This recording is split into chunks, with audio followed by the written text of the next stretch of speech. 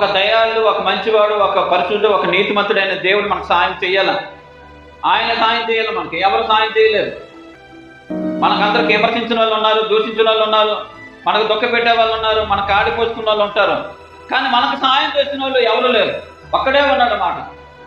ఆ నజరేయుడైన యేసయ్య భూమి మీదకి వచ్చి, దేవుడు ఎలా ఉంటాడో మనుషులకు తెలియదు, ఆయన వచ్చి ఈయన నాలాగుంటాడయ్యా, నేనే దేవుణ్ణి అని నిరూపించుకొని మరణించి మరణాన్ని తిరిగి గెలిచి దాన్ని ఓడించి లెగిచి సజీవుడిగా ఉండి, నేను పరలోక రాజ్యానికి వెళ్తున్నాను, ప్రయాసపడి పారమోసుకున్న సమస్యల వాళ్ళు నా దగ్గరికి రండి, నేను మీకు విశ్రాంతి, శాంతి, సమాధానము ఇస్తాను.